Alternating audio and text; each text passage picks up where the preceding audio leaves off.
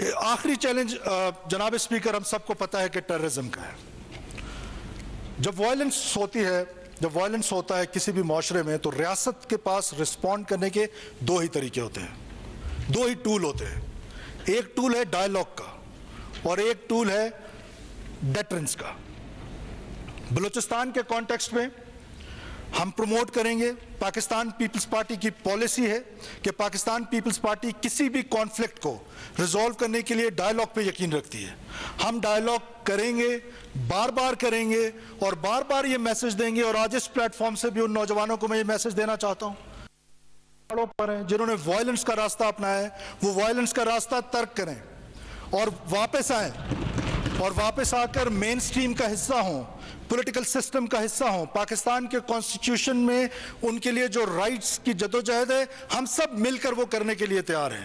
ہم سب ان کے دست بازو بنیں گے. وہ آئیں اور یہاں پر آ کر مین سٹریم کا حصہ بنیں.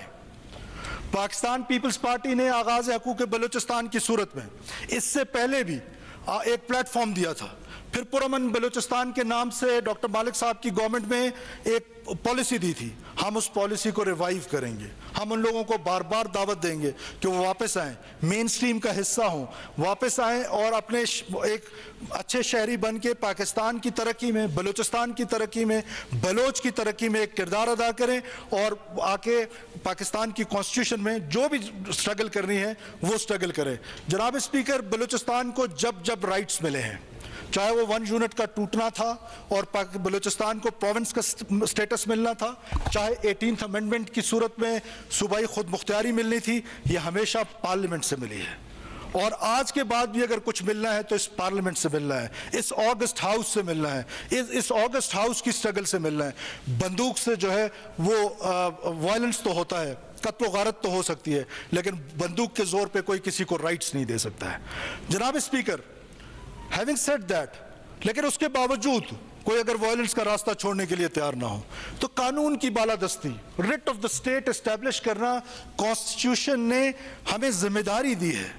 وہ ہماری ذمہ داری بنتی ہے کہ ہم اپنے لوگوں کو, معصوم لوگوں کی پروٹیکشن کر سکیں, معصوم لوگوں کی قتل و غارت کو روک سکیں, ہم اپنے انفراسٹرکچر کو تباہ ہونے سے روک سکیں, ہم اپنی جو آرٹریز ہیں, ہماری جو ہائی ویز ہیں, نیشنل ہائی ویز ہیں جو بلوچستان کو سارے پاکستان کے ساتھ ملاتی ہیں, ان کی پروٹیکشن ہماری ذمہ داری ہے.